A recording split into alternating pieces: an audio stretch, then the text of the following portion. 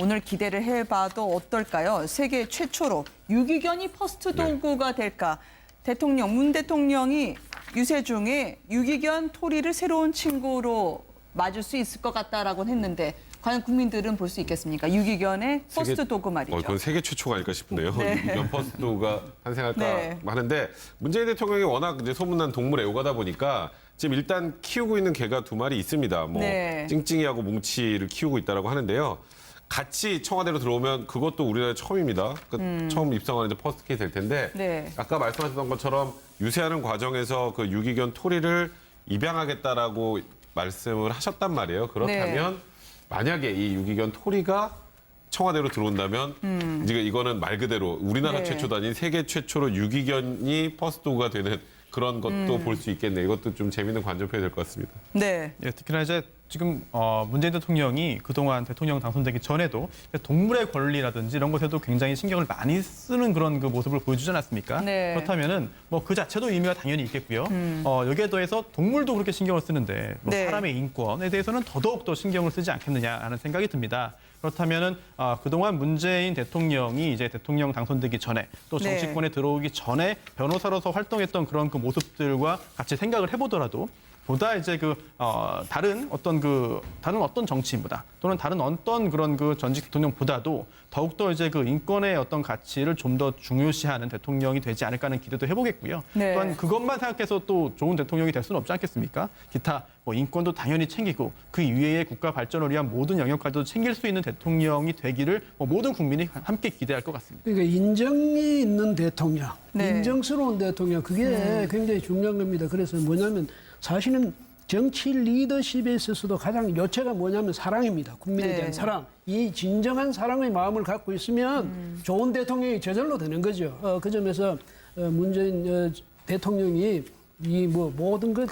또 모든 네. 사람을 사랑하는, 그래서 이제 이번에도 보니까 당선 후에 저를 지지해주지 않는 분들도 뭐 우리가 전부 같이 통합하겠다 이 점을 네. 이제 역설하고 했는데, 사실 이제 이런 표현을 바꿀 수도 있어요. 뭐냐면 저를 지지해 주시지 않은 국민 여러분도 저를 대통령으로서 기꺼이 받아주시고 안아주시면 좋겠습니다. 이런 마음으로 그렇게 하시면 저렇게 저 국민들이 말이죠. 대통령이 네. 볼 때 의전 아주 저 근엄한 의전보다는 정말 수수하게 그냥 어디든지 잔디밭에 그냥 주저앉아가지고 같이 노는 어울리는, 그다음에 아무나 지나가다가 그냥 아무나 손 내밀면 손 잡는 대통령. 저는 네. 닉슨이 그랬다. 미국의 닉슨. 네. 닉슨이 어떻게 가다가 느닷없이 서가지고 내려가지고 손 잡고 하는 바람에 그때 그 경호실이 아주 경호원들이 이제 혼이 났다 그러거든요. 근데 네. 문재인 대통령도 보니까 그런 기질이 좀 있는 것 같은데, 그거 경호실에서는 좀 고생하더라도 그런 모습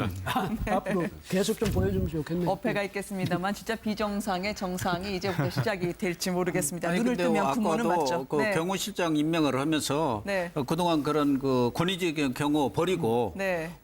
친근한 경호, 네. 열린 경호, 낮은 경호를 하겠다. 네. 그렇게 해서 이 광화문 대통령 말하자면은 종합청사, 이제 서울청사죠. 서울청사로 대통령 그 집무실에 옮기더라도 네. 언제든 시민들과 이렇게 접촉할 수 있는 그런 새로운 경호 패턴을 좀 만들려고 해서 네. 이번에 그 안전본부장 노무현 대통령 시절에 청와대 안전본부장, 경호실 안전본부장 하는 분을 이렇게 이번 경호실장으로 임명했다고 아까 설명도 네. 하더라고요. 그래서 경호 체계라든가 경호 방법 이런 것들이 많이 바뀔 것 같아요. 과거 권위주의 시절에는 저희들이 기자할 때도 좀 달라들면 막 이 옆구리를 찹니다. 옆구리를 차고 막 그랬었는데 앞으로는 그런 것은 없어질 것 같습니다. 네.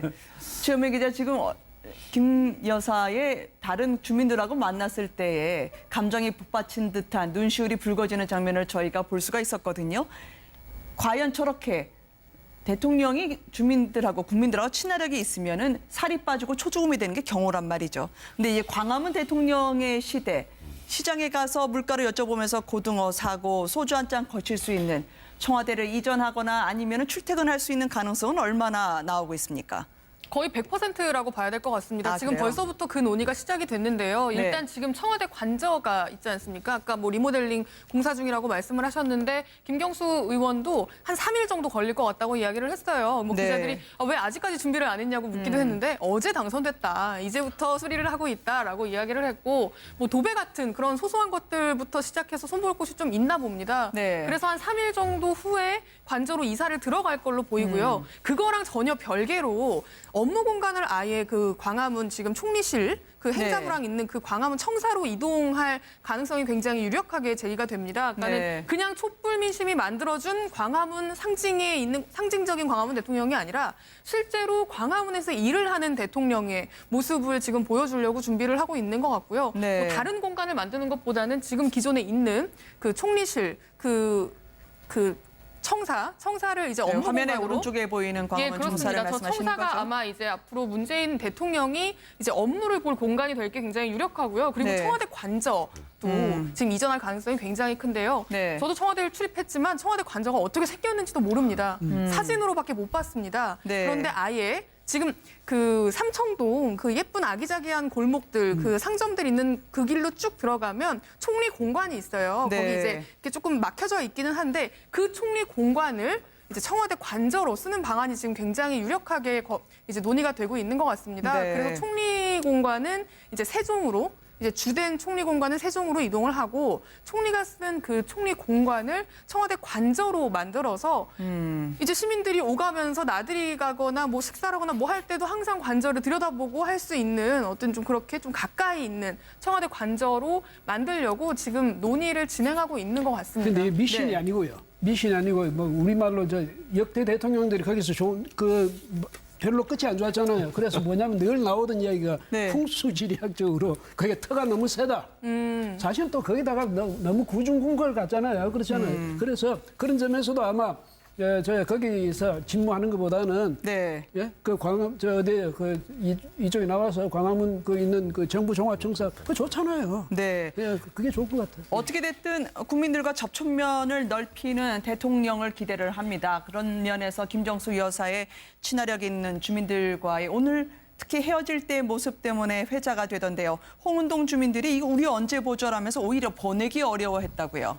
그러니까 이 지역 주민들은 사실 뭐 김정숙 여사를 시도 네. 때도 없이 수시로 마트에서도 보고 슈퍼에서도 보고 봤을 거 아닙니까? 지금 네. 뭐 몇 년 동안 살았을 텐데 그리고 뭐 거기가 되게 어마어마한 뭐 단독주택이 아니라 그냥 빌라거든요. 네. 25평으로 알고 있는데 그 빌라에 옹기종기 모여 사는 아랫집 사람, 윗집 사람, 뭐 옆집 사람은 다 뭐 수시로 매일매일 봤던 사람들일 텐데 네. 그분들하고 이제 헤어지게 되는 어떤 그런 감회도 굉장히 새로웠을 것 같고 그리고 한 3일 정도 지금 시간이 있잖아요. 관저로 이사하기까지 준비하는 기간이 있는데 그 기간 동안은 사실상 홍은동에 머물 수밖에 없고 그때 네. 그 홍은동 지금 한 3일 동안은 경호가 굉장히 까다로울 겁니다. 그래서 네. 가장 힘들 게 아마 지역 주민일 텐데 그런 부분들 때문에 조금 관저 정비를 좀 빨리 해달라 이런 당부도 했다고 합니다. 광주 봉화마을을 찾게 될까요? 5.18 민주화운동 기념일이 얼마 남지 않았습니다. 불과 8일이네요. 네. 남은 기간이 말이죠. 문재인 대통령이 이제 선거 유세 기간에도 이런 말을 했죠. 대통령에 당선되어서 봉화마을도 찾겠다라는 이야기를 했고요. 그리고 또 대통령이 되어서 광주 민주화운동 이제 그 기념식에 참석해서 또 참석하겠다라는 이야기도 했는데요. 네. 공교롭게도 이제 그 박근혜 전 대통령의 그 탄핵 파면으로 인해서 대통령 선거일이 또 이제 앞당겨졌기 때문에 당선되고 바로 또 이제 그 여러 가지 중요한 의미가 있는 그런 일정들이 지금 뒤따를 것 같습니다. 네. 그렇다면은 문재인 대통령이 뭐 약속한 바에 따라서 이제 그 당선 초기에 그런 일정들을 수행할 것으로 보입니다. 네.